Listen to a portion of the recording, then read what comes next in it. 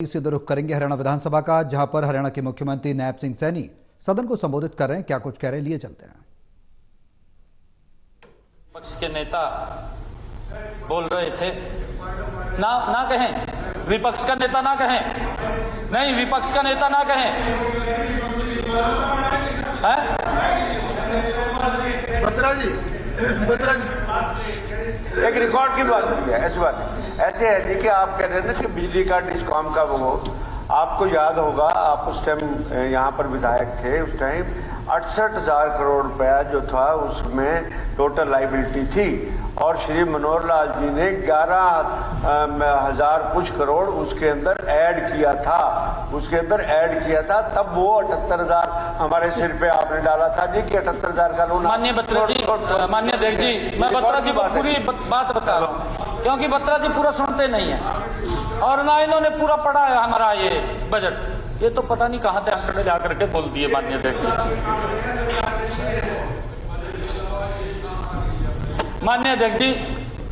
अध्यक्ष जी, सरकार के कर्जे के आंकड़े तो कैग की रिपोर्ट में हैं, लेकिन बिजली कंपनियों के ऋण के आंकड़े हमारे बजट का हिस्सा तो पहले भी कभी नहीं होते थे और ना आगे होंगे।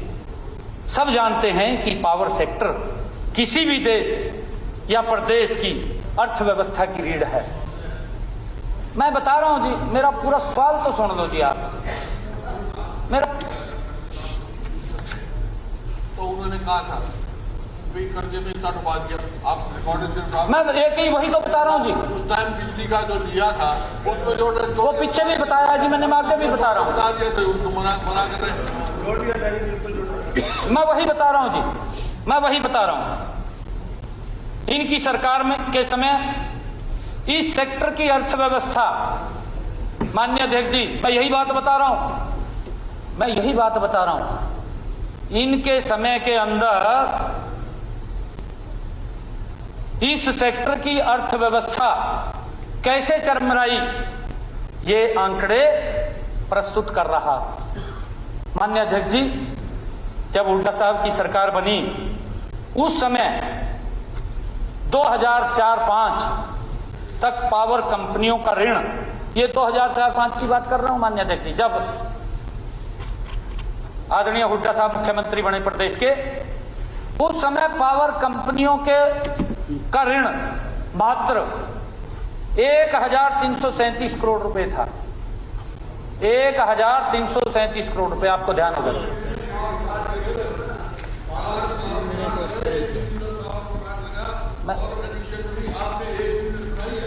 एक मिनट मैं बता रहा हूं माननीय अध्यक्ष जी, इतिहास गवाह है कि डिफाल्टर से बिलों की बकाया राशि लेना तो दूर, अधिकारियों को डिफाल्टर्स को टोकने की भी इजाजत नहीं थी इनके समय में। नतीजा यह हुआ कि जब 10 वर्ष बाद कांग्रेस सरकार का कार्यकाल खत्म हुआ, तब पावर कंपनियों का ऋण 1,337 करोड़ रुपए से बढ़कर के ये 2014-15 में 31,553 करोड़ रुपए हो गया। 31,553 करोड़ रुपया, जो कि 24 गुना बड़ा है। 24 गुना। 24 घंटे तो कही दी जी, 4 घंटे मिला थी जी, लोग झगड़ा मारते रहा थे, मच्छर पाड़ का गिरते थे, छोड़नी लोगों को देते, पता नहीं कहां से बिजली पैदा हो रही थी जी, हमने नहीं पता जी कहां बिजली पैदा हो रही थी।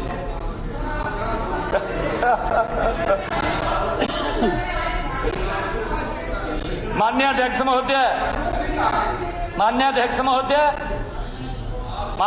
महोदय, अगर यह कहें कि बिजली कंपनियों की सारी देनदारी हुड्डा साहब के कार्यकाल की है, तो गलत नहीं होगा कहना, कोई गलत नहीं है। माननीय अध्यक्ष महोदय, जब केंद्र में आदरणीय श्री नरेंद्र मोदी जी की सरकार आई, आदरणीय अध्यक्ष महोदय, जब केंद्र में आदरणीय नरेंद्र मोदी जी की सरकार आई, देश की पावर सेक्टर की अर्थव्यवस्था को सुधारने के लिए उदय योजना लागू की गई, जिसकी चर्चा कर रहे हैं। मैं अभी आ रहा हूं, उसी के ऊपर आ रहा हूं, उसी के ऊपर आ रहा हूं जी, उसी के ऊपर आ रहा हूं जी, उसी पे आ रहा हूं।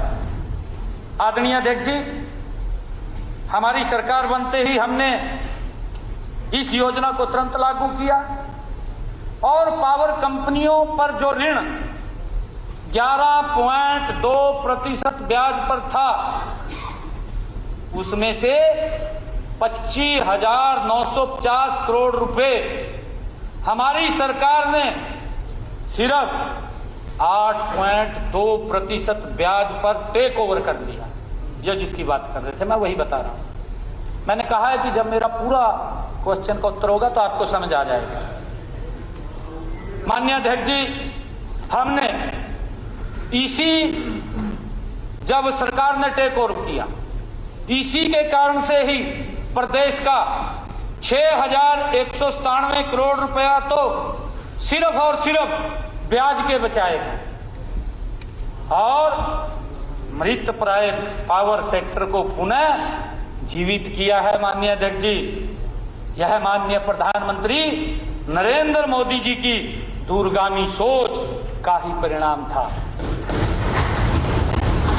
माननीय अध्यक्ष महोदय, मुझे सदन को यह सूचित करते हुए खुशी हो रही है कि इस वित्तीय वर्ष 2024-25 तक 20,030 करोड़ रुपए का मूल व अब तक का सारा ब्याज अदा हो जाएगा।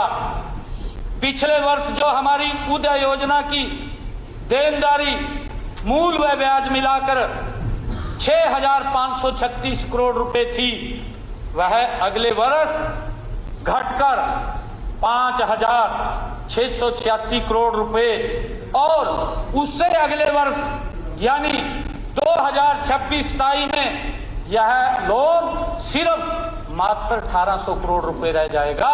ये सारा का सारा बिजली विभाग का लोन हमने उतारने का काम किया।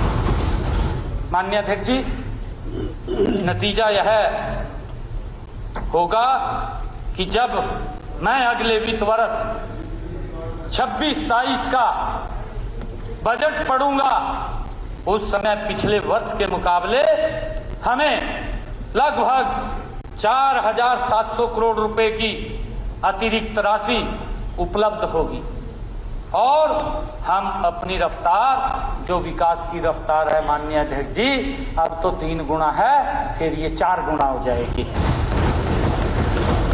माननीय अध्यक्ष महोदय, हुड्डा साहब अब भी बोल रहे थे, पहले भी बोला कि व्हाइट पेपर जारी कर दो। मैं कहना चाहूंगा जी जी जी जी जी जी जी जी जी माननीय हुड्डा साहब, एक मिनट जी, एक मिनट पवार साहब, नहीं पवार साहब, मुख्यमंत्री जी बोल रहे हैं। एक मिनट पवार साहब, मंत्री जी, पवार साहब, सीएम साहब बोल रहे हैं। सीएम साहब बैठ जाओ, कोई बात नहीं। माननीय अध्यक्ष महोदय, हुड्डा साहब ने व्हाइट पेपर भी मांगा था और चुनाव का हिसाब भी मांगा था। चुनाव में हुड्डा साहब ने हिसाब मांगा था कि भाई 10 साल का हिसाब दें। मांगा था ना जी आपने कि 10 साल का हिसाब दें, मांगा था ना, मांगा ना भी 10 साल का हिसाब दे। सरकार ने क्या किया, क्या नहीं किया? माननीय अध्यक्ष जी, नहीं आप मांगिए, हमने नहीं कहा कि आप ना मांगे। आप मांगे, आपकी ड्यूटी है, आप मांगते रहें, अच्छा है, आप मांगते रहें। माननीय अध्यक्ष जी, जनता ने सारा हिसाब दे दिया, आपके सामने है। माननीय अध्यक्ष जी, इस हिसाब के सारे जमा जोड़ गुणा भाग से जो गुणनफल निकलता है, अध्यक्ष महोदय, एक शेर याद आ रहा है।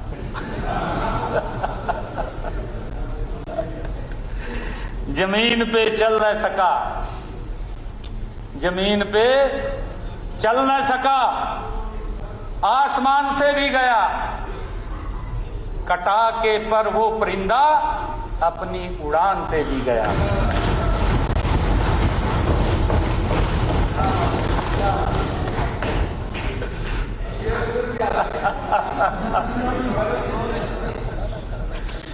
हमने सूरज की रोशनी में भी अदब नहीं खोया, लोग जुगनू की चमक में भी मगरूर हैं।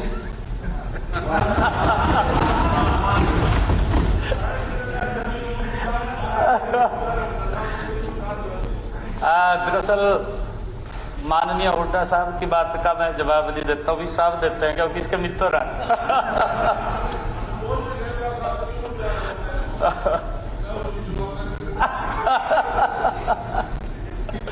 माननीय अध्यक्ष जी, हुड्डा साहब ने मिसलेनियस कैपिटल रिसीट्स के बारे में बोला। 2023-24 में 5200 करोड़ रुपए रखा था, ये हुड्डा साहब ने कहा, और एक्चुअल रिसीट्स 114.83 करोड़ रुपए है, ये बात कही गई, 114.83 करोड़। इसी प्रकार 2025-26 के बजट में 4600 करोड़ रुपए दिखाया गया है, जो मैंने बजट अभी प्रस्ताव रखा है। एक्चुअल रिसीट्स कितनी आ जाएगी, ये हुड्डा साहब ने कहा 100 करोड़ रुपए, ये बात कही। माननीय अध्यक्ष महोदय, मैं स्पष्ट करना चाहता हूं कि विविध पूंजीगत प्राप्तियां, मिसलेनियस कैपिटल रिसीट्स निम्नलिखित मद में आते हैं। संपत्तियों के मुद्रीकरण से प्राप्ति, सड़कों और पावर ग्रिड जैसी सरकारी संपत्तियों को पट्टे पर देने, स्थानांतरित करने या बेचने से अर्जित राजस्व। नंबर 2, विनिवेश से प्राप्ति, सार्वजनिक क्षेत्र के उद्यमों में सरकार द्वारा स्वामित्व वाले शेयरों को बचाने से प्राप्त धन। माननीय अध्यक्ष जी, नंबर 3, अधिशेष भूमि और भवनों की बिक्री, सरकार की अप्रयुक्त भूमि या संपत्तियों को बेचने से अर्जित धन। आदरणीय अध्यक्ष जी, हमने एसेट मैनेजमेंट सेल बनाया है, जो 2025-26 में इस कार्य को पूरा करने के लिए एक एसओपी बनाकर तीव्र गति से कार्य करेगा। मैंने उसका उदाहरण दिया है, नहीं मैंने सारा बताया कि क्या क्या इसके अंदर, वो अगर आप भी होते हैं। ये 2% से ज्यादा कभी नहीं हुई, खाली 23-24 की बात नहीं, 19-20 में 1778 करोड़ रुपया रखा आपने, रिकवरी हुई आया 54 करोड़, 20-21 में 3750 करोड़ रखा, आया 63 करोड़, 21-22 में 5000 करोड़ रखा, आया 67.5 करोड़, 22-23 में 5394 करोड़ रखा, आया 73.9 करोड़। तो मतलब उसके हिसाब। ठीक है, ठीक। माननीय अध्यक्ष महोदय, माननीय अध्यक्ष जी, हमारे ऊपर आरोप लगाया गया कि बजट अनुमान 2013-14 में जो कर्ज था वह 1,50,900 करोड़ रुपए था, और वर्ष 2024-25 में अब वह 5,22,000 करोड़ हो गया है, यह आरोप लगाया गया।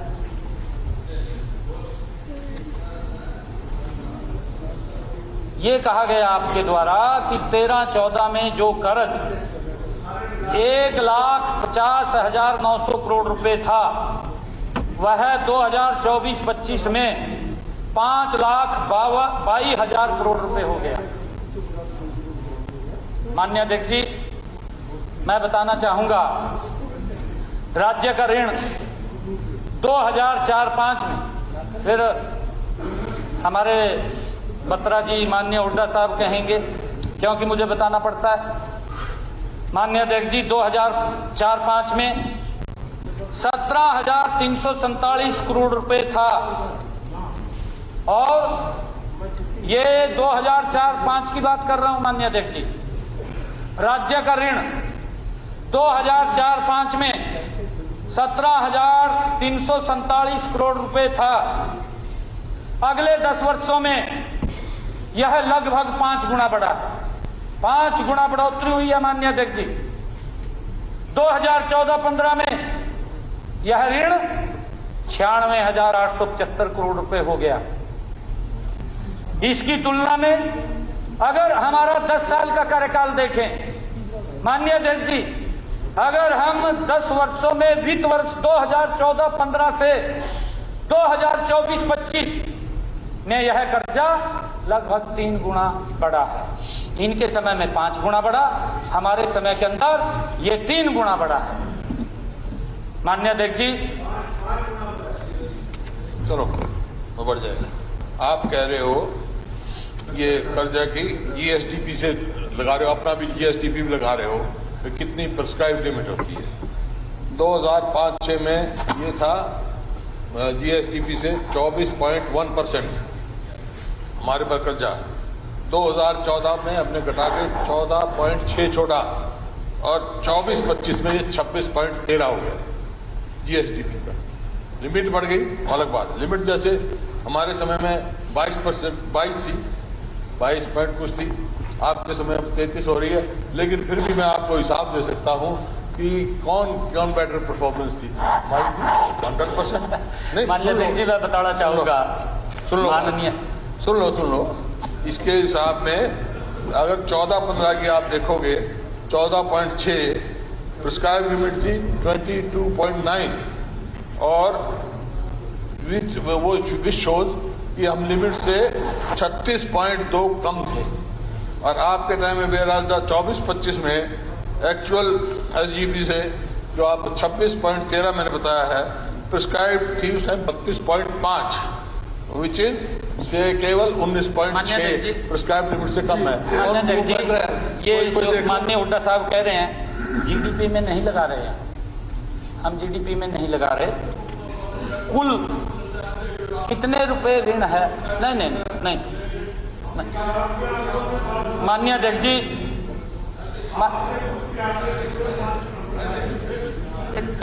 You are leader of the house, अपनी बारे में कहेंगे हम जीएसपीटी लगाएंगे, हमारे बारे में लगा दोगे, ये कोई मतलब नहीं ना, ये कोई मतलब नहीं ना। माननीय अध्यक्ष जी, मैं फायदा नहीं है सुनने का। मैं बताना चाहूंगा कि राज्य सरकार की डेट लायबिलिटी 1999-2000 से 2003-04 की CAGR कंपाउंडिंग वार्षिक वृद्धि 18.15% थी।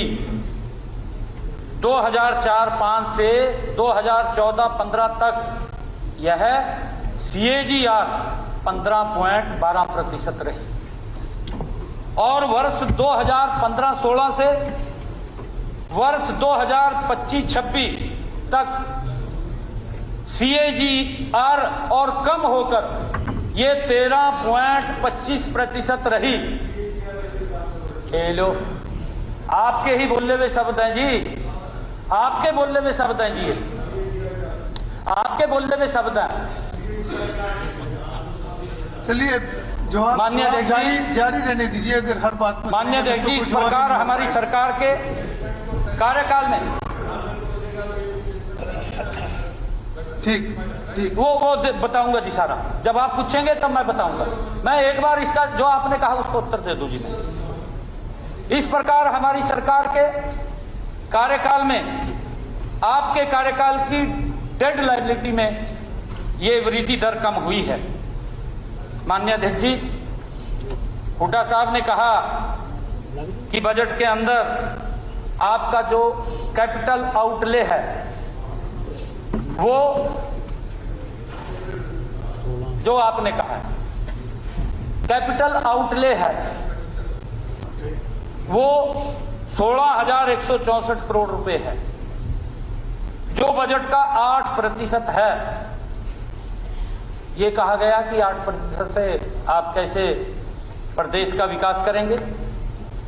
माननीय अध्यक्ष महोदय, यह ठीक है, यह ठीक है। मैं बता रहा हूं जी, मैं बता रहा हूं जी, मैं बता रहा हूं। माननीय अध्यक्ष महोदय, सीएजी की क्लासिफिकेशन के अनुसार वर्ष 2025-26 का कुल कैपिटल आउटले 16,164 करोड़ रुपए अनुमानित है। इसके अतिरिक्त पूंजीगत परिसंपत्तियों के सृजन के लिए अनुदान 6,798 करोड़ रुपए है। पूंजीगत कार्यों के लिए दिए गए ऋण 4,648 करोड़ रुपए, मुरम्मत और रखरखाव 2,516 करोड़ रुपए भी कैपिटल आउटले पर खर्च किए जाएंगे। माननीय अध्यक्ष जी, मैं वही बात कह रहा हूं, मैं वही बात कह रहा हूं, मैं वही बात, मैं वही यही। एक मिनट में बताता हूं जी, मैं बताता हूं जी। माननीय अध्यक्ष जी, माननीय अध्यक्ष जी, जब कर्जे की आवश्यकता पड़ेगी प्रदेश के विकास के लिए लेंगे। अभी जरूरत नहीं है, अभी क्यों लेंगे? जब जरूरत होगी लेंगे ना, जब जरूरत होगी तो लेंगे। अभी घोषणा करनी क्या? माननीय अध्यक्ष जी, माननीय अध्यक्ष जी, इस प्रकार हमारा प्रभावी कैपिटल आउटले 30,126.25 करोड़ रुपए है, जो कि बजट 2025-26 का 14.69% है। माननीय अध्यक्ष महोदय, हमें कहा गया कि आपने वर्ष 2025-26 बजट एस्टीमेट के अंदर 20,500 करोड़ रुपए का रेवेन्यू डेफिसिट दिया। यह स्टेट के लिए बहुत ही डेंजरस है। यह शब्द कहा गया। माननीय अध्यक्ष जी, यदि आज 20,500 करोड़ रुपए का राजस्व घाटा, जो कि जीडीपी का केवल 1.09% है, डेंजरस है, तो 2014-15 का 8,319 करोड़ रुपए का राजस्व घाटा, जो तत्कालीन जीडीपी का 1.90% था, तो माननीय अध्यक्ष जी वो तो सुसाइडल होगा।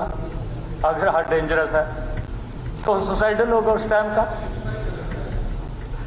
माननीय अध्यक्ष जी, मैं माननीय सदस्य को सूचित करना चाहूंगा कि वित्त वर्ष 2024-25 के अग्रिम अनुमान प्रचलित मूल्यों के अनुसार सकल घरेलू उत्पाद 12,13,951 करोड़ रुपए है।